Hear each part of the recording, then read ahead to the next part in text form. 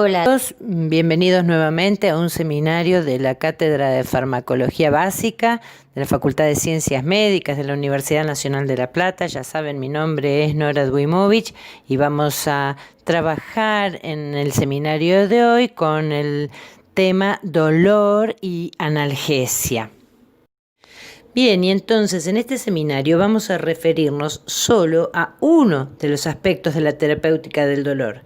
Y para hacerlo lo vamos a hacer como hacemos siempre, desarrollando el abordaje de todos los modelos fisiopatológicos, es decir, vamos a analizar la fisiopatología de una situación clínica y luego vamos a tratar de incorporar los grupos de fármacos que puedan modificar esa fisiopatología.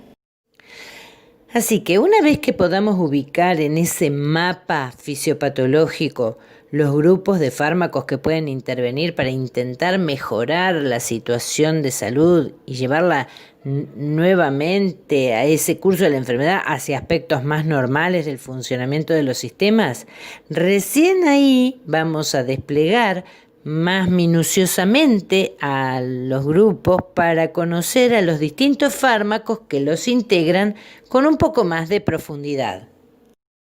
En el análisis de esos grupos de fármacos vamos a tratar que nos quede bien en claro. Primero, el mecanismo de acción, que nos vamos a referir a los aspectos moleculares por los que cada fármaco logra modificar la acción celular. Debemos conocer los aspectos relacionados a todo lo que concierne a la unión droga-receptor y todos los eventos post-receptor hasta poder explicar la respuesta farmacodinámica. Después vamos a tratar de explicar el perfil farmacológico, es decir, la modificación de todo ese mapa que se produce al mover una sola pieza y cómo se adecuan el resto de los órganos a la modificación de una sola variable. Después vamos a referirnos a los efectos adversos que provocan esos grupos de fármacos, siempre recordando desde farmacoepidemiología que los efectos adversos se pueden clasificar en dos tipos, aquellos que se denominan tipo A o tipo B. Los de tipo A son los que derivan del mecanismo de acción, o sea que nosotros los podemos razonar, deducir, porque sabemos cuál es el mecanismo de acción de un fármaco y probablemente el efecto adverso sea causado por ese mismo mecanismo de acción, pero a nivel de un órgano que no es el tejido diana. Y después existen los efectos adversos de tipo B, que son reacciones adversas que no se esperan dentro de las acciones farmacológicas, así que son impredecibles. Estas son un poco más difíciles de estudiar, pero muchos fármacos tienen efectos adversos de tipo B. Y para finalizar el estudio de los distintos grupos de fármacos, vamos a hacer un análisis de lo que se denomina conveniencia. Conveniencia incluye a su vez tres aspectos: los aspectos farmacocinéticos, las contraindicaciones de los fármacos y las interacciones. ¿A qué aspectos farmacocinéticos le vamos a tener que prestar atención? Bueno, a ver cómo es la absorción de esos fármacos y cuáles son las mejores vías de administración, la distribución en el organismo, a qué tejido llegan con facilidad, si sufren o no metabolismo y en qué órgano, y cómo se cuantifica la eliminación. El segundo aspecto son las contraindicaciones. Tenemos que conocer si los fármacos que estamos estudiando tienen contraindicaciones formales. Es decir, que si nosotros administramos ese fármaco, no solo no le vamos a hacer un bien a los pacientes, sino que, por el contrario, le vamos a hacer un daño que obviamente no deseamos. Y por último, saber si esos fármacos tienen algunas interacciones de importancia. ¿Y a qué se llaman interacciones de importancia? Bueno, hay muchísimos pacientes que reciben 2 o más fármacos en forma simultánea. Bueno, pero las interacciones que a nosotros nos van a interesar van a ser aquellas en las que esté presente, en esa administración conjunta, esté presente al menos uno de los fármacos que tenga un estrecho rango terapéutico. Es decir, que la interacción pueda provocar que ese fármaco de estrecho rango se salga justamente del rango terapéutico, quedando por debajo, teniendo niveles en plasma subterapéuticos, o por encima del rango terapéutico, teniendo posibilidades de generar efectos tóxicos. A su vez, y para acordarnos más fácilmente, pensar en que las interacciones pueden tener dos variables, ser interacciones de índole farmacodinámicas, es decir, que entre ambos fármacos se produzca un sinergismo, es decir, que se aumente la respuesta esperada, o tal vez un antagonismo, como estamos acostumbrados a expresarnos con los antagonistas competitivos, por ejemplo, o interacciones de índole farmacocinética. En este caso, la interacción se produce teniendo en cuenta cualquiera de los aspectos de administración, distribución, metabolismo y eliminación. Algún fármaco que pueda ser, por ejemplo, quelante y no permitir la absorción del otro, uno que compita por la unión de las proteínas y modifique el parámetro de volumen de distribución, que interfiera en el metabolismo. Conocimos en farmacocinética a los activadores y a los inhibidores del metabolismo hepático de los fármacos, o también lo que pueda modificar la eliminación. Así que este va a ser entonces nuestra sistemática para aprender todos los grupos de fármacos que nos tocan en estos modelos fisiopatológicos. Y entonces vamos a usar el modelo fisiopatológico dolor como para poner en marcha, aprender esta sistemática de cómo vamos a encarar el estudio de este capítulo de los fármacos. Y bueno, entonces vamos a empezar ordenadamente, vamos a definir el dolor. Múltiples definiciones, pero bueno, nos vamos a basar en la de la Asociación Internacional para el Estudio del Dolor, que dice que es una sensación o una experiencia desagradable, sensorial y emocional, que se asocia o que aparece cuando hay una lesión de los tejidos que sea real o potencial. Vamos a empezar con el dolor porque es el síntoma más frecuente que provoca la consulta médica, y además porque está presente en casi todos los procesos patológicos clínicos. A pesar de que acabamos de decir que el dolor es una sensación muy desagradable, tenemos que decir también que tiene utilidad el dolor. Nosotros necesitamos que exista un aviso, un anuncio, una alarma de una eventual lesión tisular, alguien que nos ponga en conocimiento para tratar de escaparnos, para tratar de alejarnos de esa fuente de dolor. Así que nosotros tenemos en el organismo toda una vía del dolor armada para llevar información desde el lugar de la lesión, desde el sitio de la noxa, hacia regiones del sistema nervioso superiores del sistema nervioso central que permitan generar una respuesta. Así que vamos a estudiar esa vía del dolor, esa parte del sistema nervioso que está encargada de llevar información de que algo malo está pasando, de encender la alarma, para que nosotros podamos encontrar la mejor respuesta que nos permita proteger a esos tejidos dañados por el estímulo doloroso y recuperarnos fácilmente. Bueno, y vamos a intentar entender mejor cómo se produce esa activación de esa vía del dolor Y la vamos a dividir en etapas. La primera etapa se denomina etapa de transducción. ¿Esto qué quiere decir? En el lugar donde se produce el estímulo doloroso, esos estímulos pueden ser térmicos, mecánicos, químicos, en ese sitio el sistema nervioso inicia una transformación de esas señales en señales eléctricas. ¿Cómo lo hace? Bueno, esas distintas noxas producen en el sitio del estímulo la liberación de distintas sustancias, como por ejemplo prostaglandinas, leucotrienos, bradiquininas, histaminas, serotoninas, interleuquina K, sustancia P, sodio, potasio, que van a iniciar el proceso de la transformación de estímulos de distinta índole a un estímulo eléctrico.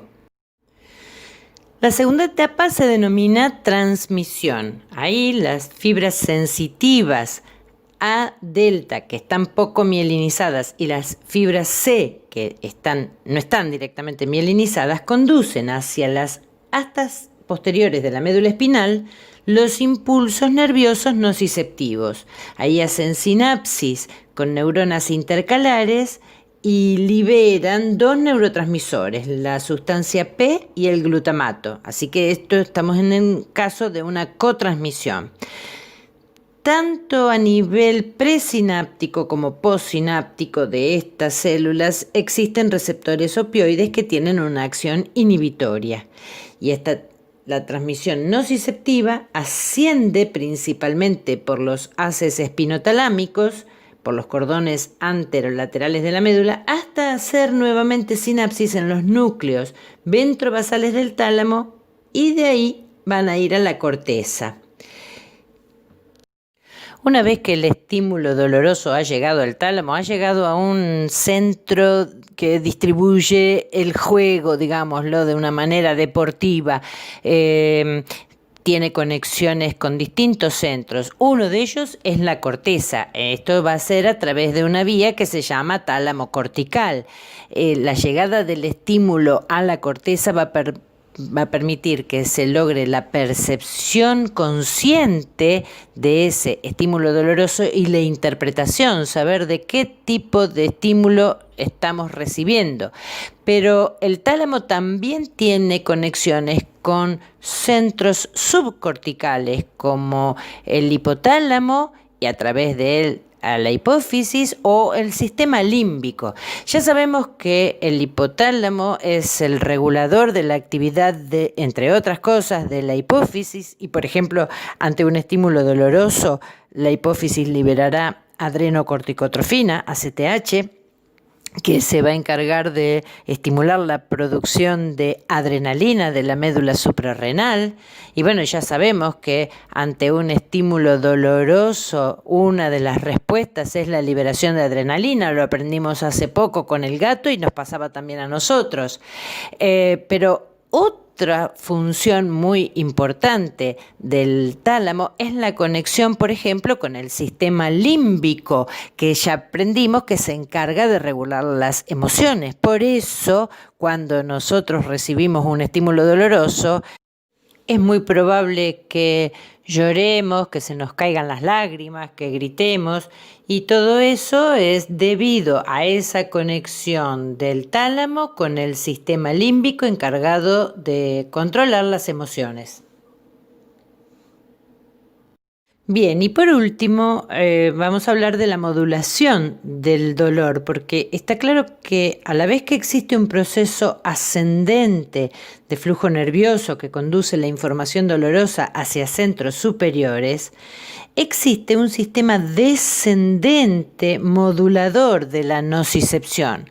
Ahí toda la información de las diversas regiones del prosencéfalo converge en la sustancia gris periacueductal. A su vez, esa sustancia gris periacueductal se proyecta a unos núcleos serotoninérgicos que quedan en el bulbo raquídeo, en el núcleo del RAFE, y a núcleos noradrenérgicos que están en la formación reticular. Esas vías descendentes de serotonina y noradrenalina favorecen la inhibición en la médula espinal, con lo que se suprime la transmisión del dolor. Bueno, y ahora que analizamos las distintas etapas de la vía del dolor, vamos a ver qué posibilidades terapéuticas, con qué fármacos podemos contar para modular cada una de ellas y lograr analgesia. Empecemos por la transducción. Era el momento en el que los múltiples estímulos se convertían en señales eléctricas y había una gran liberación de sustancias. Bueno, con todo eso que vimos, es fácil deducir la relación que existe entre la inflamación y el dolor. Así que aquellos fármacos antiinflamatorios que disminuyan los mediadores químicos de la inflamación indirectamente van a tener beneficios sobre este tipo de dolor. Por ejemplo, los glucocorticoides, que son antiinflamatorios. A este nivel periférico ejercen su principal acción, aunque no la única, el grupo de los AINE, que son las drogas analgésicas antiinflamatorias no esteroideas, porque inhiben la síntesis de prostaglandinas. Ahora, ¿qué hacemos con el resto de los neurotransmisores? Bueno, que drogas antagonistas de la bradiquinina, histamina, serotonina no hayan sido eficaces analgésicos lo puede explicar el hecho de que bloquean uno solo de estos mediadores, y eso no es suficiente porque los demás mediadores siguen estando presentes. Los grupos de drogas, glucocorticoides y AINE van a ser analizados en otros seminarios y trabajos prácticos un poco más adelante. Bien, ¿y cómo vamos a poder modular el momento de la transmisión? Bueno, cualquier droga que deprima la conducción nerviosa tiene potencialidad analgésica y o anestésica. Así, los anestésicos locales bloquean la conducción nerviosa en forma no selectiva, o sea, la parte motora y la parte sensitiva, y esta es la base de sus efectos anestésicos y analgésicos. También un sitio de acción importante de los opiáceos es la inhibición pre- y postsináptica de la transmisión nociceptiva a nivel de las astas dorsales de la médula, prácticamente no afectando otras modalidades de conducción nerviosa como la motora. Y por último, aunque menos claro su mecanismo analgésico, otras drogas que alteran la conducción nerviosa como la difenilidantoína y la carbamazepina tienen un uso analgésico en situaciones de dolor neuropático. Bien, y a nivel de la percepción, la interpretación, la función cortical, bueno, cualquier droga que deprima la conciencia, un hipnótico, un anestésico, evitará esa percepción consciente del dolor. Entonces, el paciente no se acordará, va a tener amnesia, pero sin embargo, si no actúa en otros sitios, será un mal analgésico, ya que no evitará todas las respuestas autonómicas y endócrinas del dolor que dijimos, como taquicardia, hipertensión, hiperglucemia. Así, deprimiendo la función cortical, actúan los anestésicos generales inhalatorios y algunos endovenosos como los barbitúricos, las benzodiazepinas, el propofol. Y por último decir que los opiáceos alteran la percepción, no porque depriman la conciencia, sino porque actúan modificándola, trabajan más a un nivel emocional. Y es característico decir que el paciente puede referir que le duele, pero que no le importa. Bueno, y por último, trabajemos con fármacos en el momento de la modulación del dolor, trabajando en ese sistema descendente inhibitorio, donde la noradrenalina y la serotonina son los principales neurotransmisores. Por eso, drogas agonistas alfa-2 adrenérgicas como la clonidina son capaces de ejercer su acción analgésica a este nivel en este sistema. y los antidepresivos tricíclicos, los bloqueantes de la captación de serotonina y noradrenalina, ejercerían su acción analgésica porque aumentan las aminas en este sistema inhibitorio.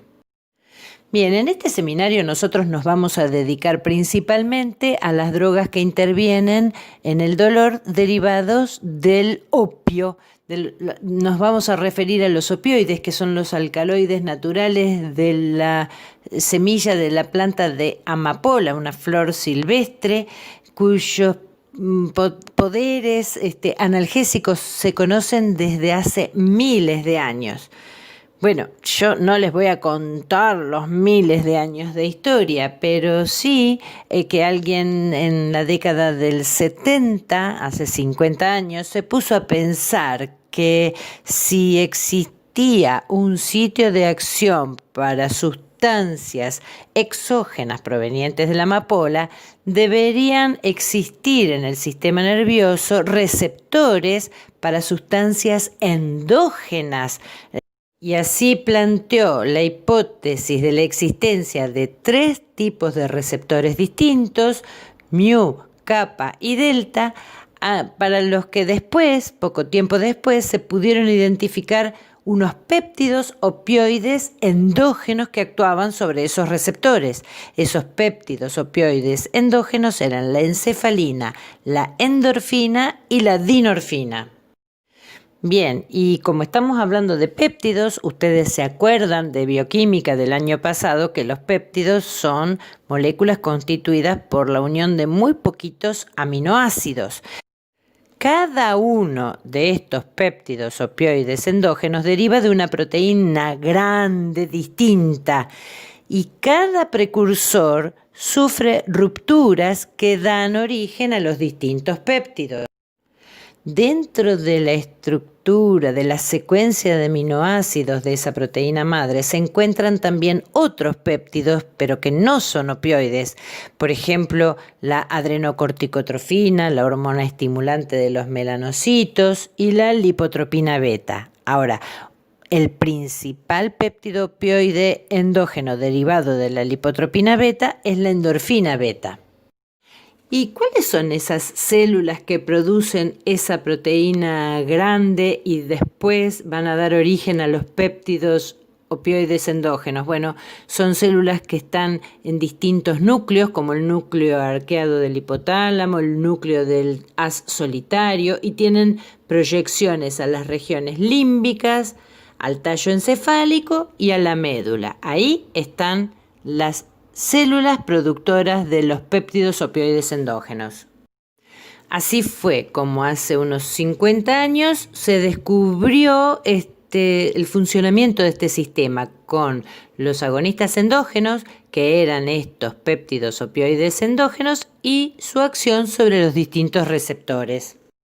Así entonces, teniendo en cuenta las regiones del sistema nervioso central donde se encuentran esos péptidos opioides endógenos y sus receptores, se pudo establecer qué funciones cumplen estos péptidos como agonistas de esos receptores de acuerdo a la región del sistema nervioso central y a la función que cumpla esa región del sistema nervioso central. Por ejemplo, en la médula, la lámina 1 y 2 de la médula, la sustancia gris periacueductal tienen relación con el procesamiento del dolor. Ya dijimos que la amígdala, el hipocampo, que forman parte del sistema límbico, tienen que ver con la modulación de la conducta afectiva, el sistema nervioso autónomo, las respuestas neuroendocrinas, es decir, donde encontramos péptidos opioides y sus receptores, vamos a saber a qué se dedica fisiológicamente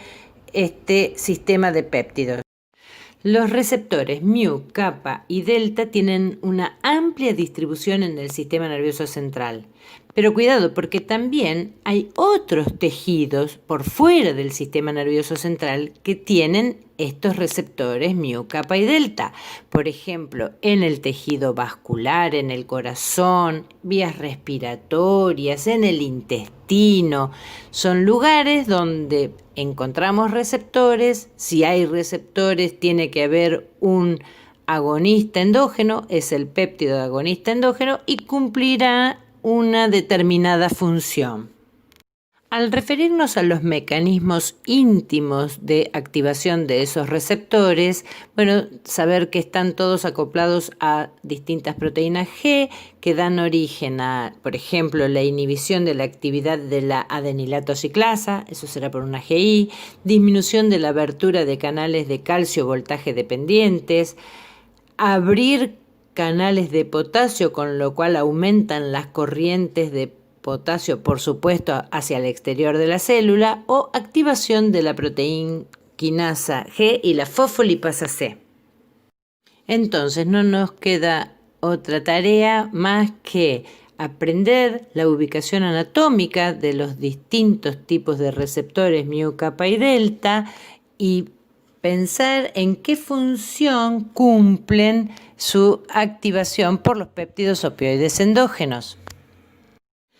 El último ítem al que nos vamos a referir cuando hablamos de los receptores de estos sistemas opioides endógenos es el de la aparición de distintos procesos como el de desensibilización, tolerancia, la dependencia, la posibilidad de generar un síndrome de abstinencia y la chance de producir adicción que tienen todas las drogas que vayan a actuar sobre estos tipos de receptores.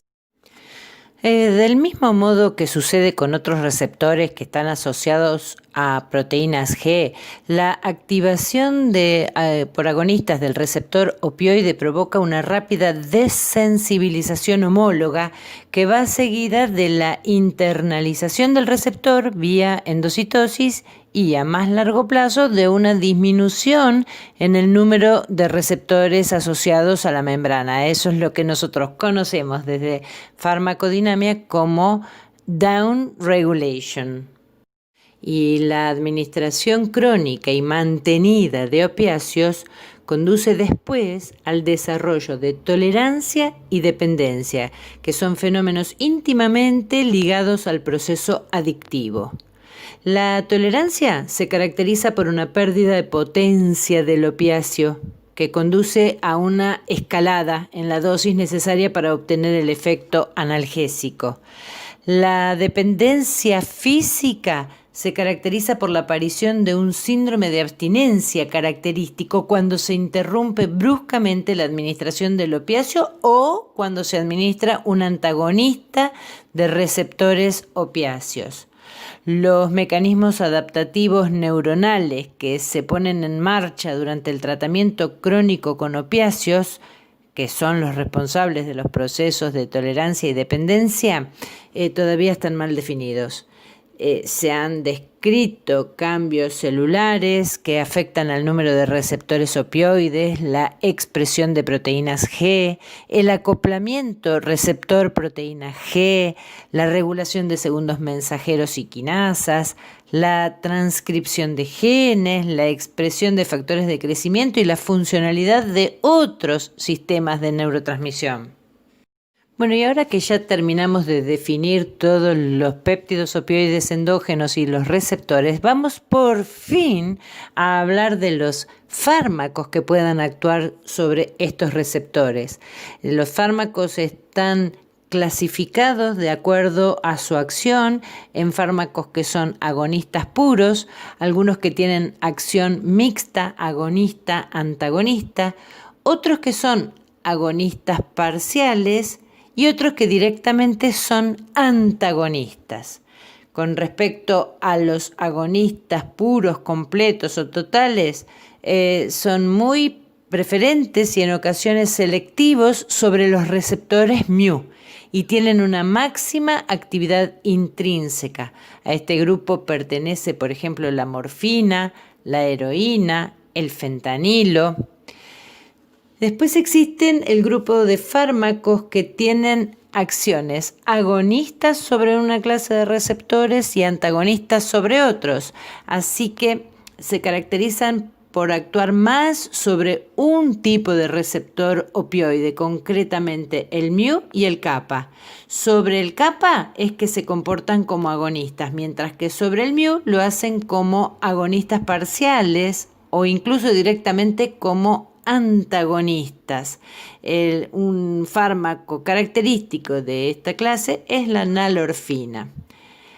Varios fármacos se comportan como agonistas parciales. Nosotros ya sabemos qué caracteriza a los agonistas parciales, tener una actividad intrínseca menor que los agonistas totales.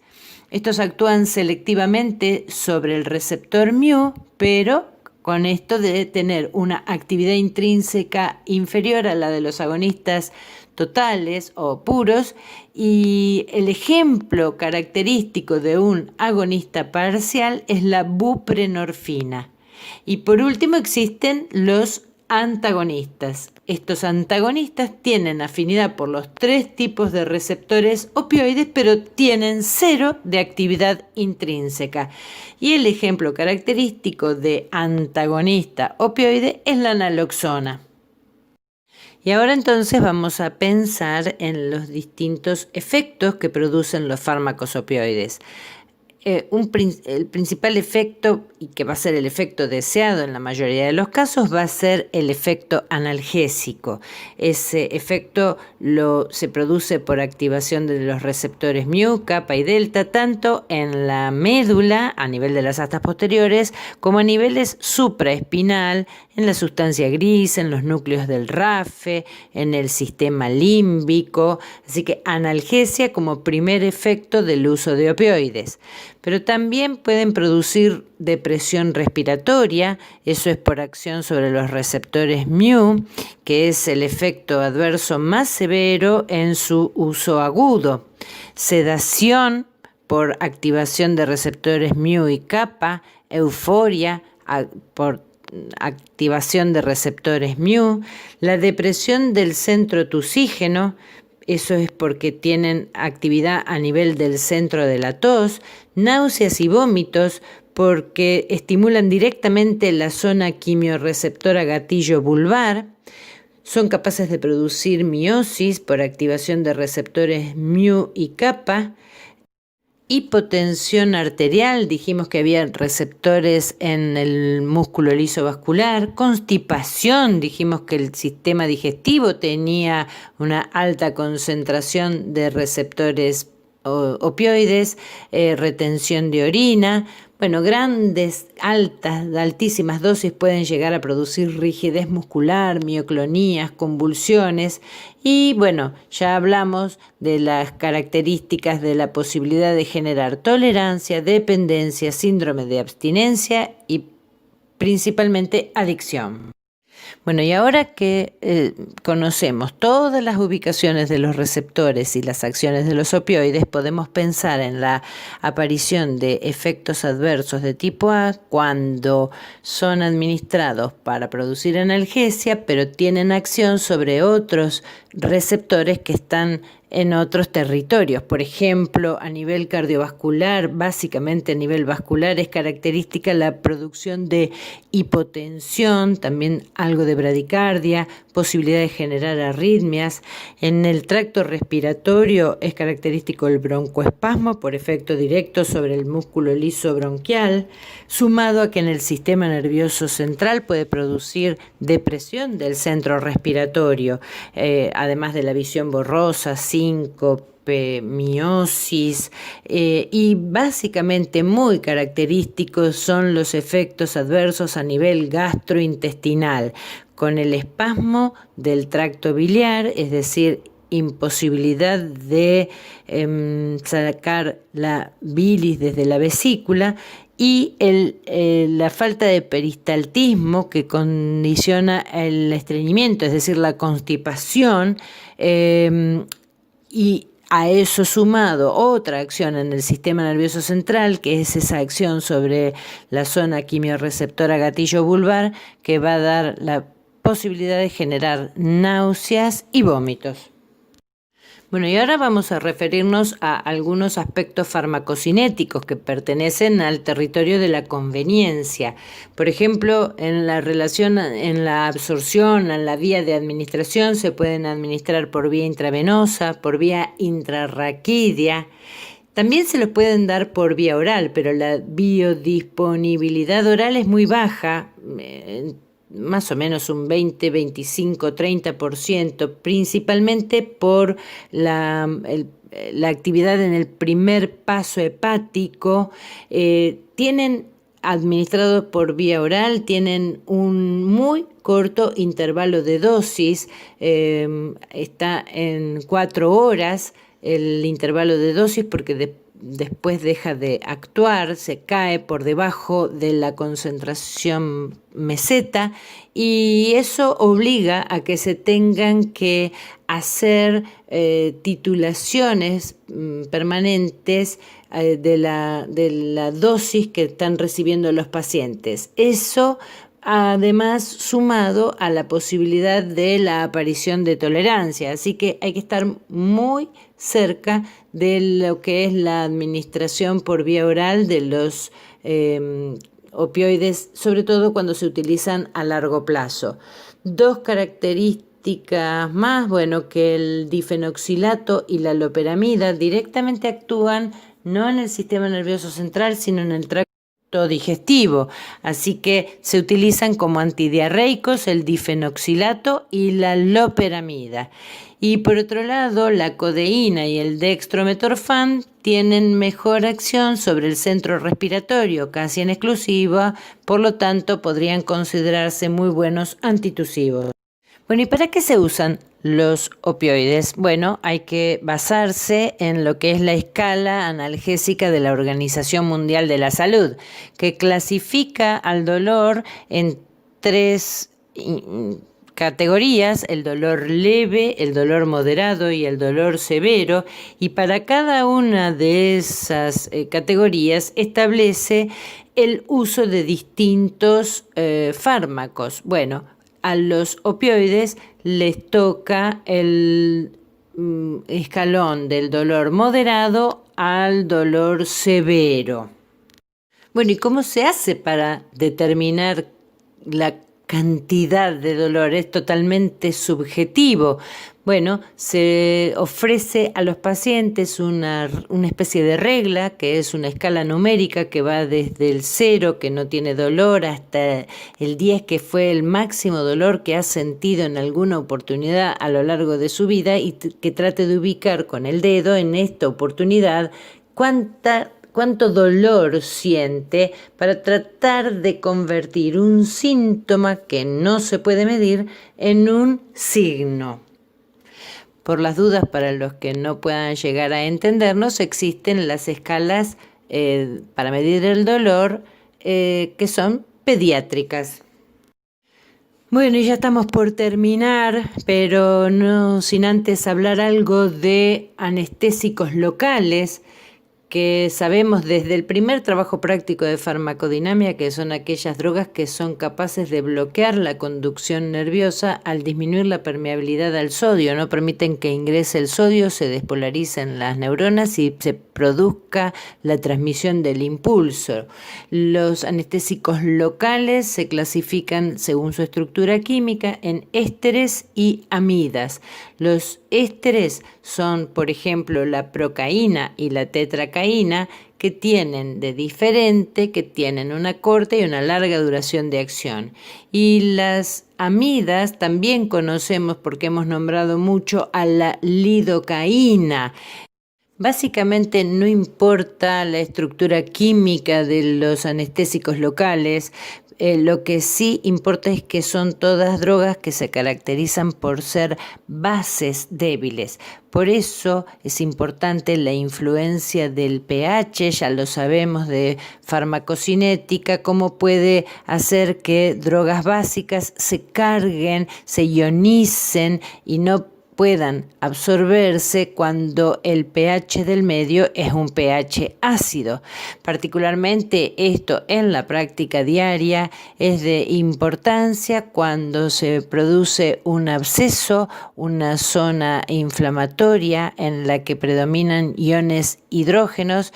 Entonces es común que escuchemos decir que el anestésico local, por ejemplo, el dentista nos dice, no va a tomar. ¿Por qué no va a tomar la anestesia? Y nos dice así, bueno, porque una droga básica en un medio ácido, como es el medio con pH tan bajo como tiene una zona inflamatoria, se ioniza, no puede actuar y entonces no va a poder dar su efecto anestésico local. Y otra cosa que también es muy común en la guardia es la de utilizar anestésicos locales con el agregado de epinefrina, es decir, noradrenalina, que produce una vasoconstricción local y no permite que ese anestésico local difunda, ingrese a la circulación y comience a tener efectos sistémicos. Bueno, y ahora sí, por último de todo, hablar 2 palabras del paracetamol, excelente analgésico y antipirético, cuyo mecanismo de acción es inhibir a la enzima ciclooxigenasa y con ese motivo inhibir a la síntesis de prostaglandinas. Pero tiene otro mecanismo de acción posible, que es probablemente una modulación del sistema cannabinoide endógeno. ¿En qué se diferencia el paracetamol con los AINES? Bueno, no se sabe. Tal vez que tenga otro sitio de acción sobre la ciclooxigenasa o que directamente inhiba otra ciclooxigenasa. Bueno, básicamente el paracetamol no es antiinflamatorio y tampoco presenta efectos adversos como antiagregación plaquetaria ni hemorragia digestiva.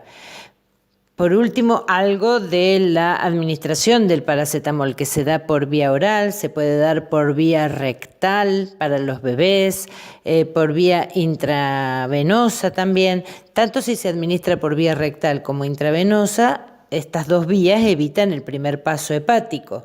¿Qué pasa si pasan por el hígado? Bueno, en el hígado sufren metabolismo hepático por conjugación y solo una pequeña fracción es metabolizada por el citocromo P450. Esto genera un metabolito tóxico que después debe neutralizarse con los grupos sulfidrilos que aporta el glutatión.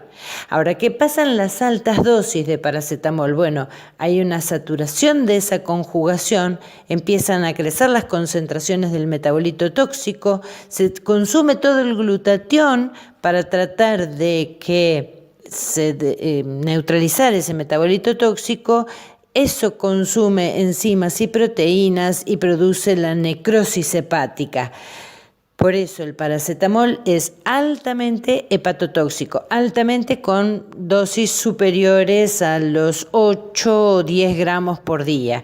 ¿Cuál es el tratamiento de la intoxicación del paracetamol? Es aportar N-acetilcisteína que va a replesionar los depósitos de glutatión. Bueno, y ahora sí, damos por finalizado este seminario virtual. Les va a quedar como tarea buscar en los libros estos capítulos que hemos tratado de resumir en este seminario para que fijen con la lectura de la bibliografía los datos que tratamos de hacer énfasis en el seminario. Y dicho esto, bueno, sigan estudiando y quédense en casa.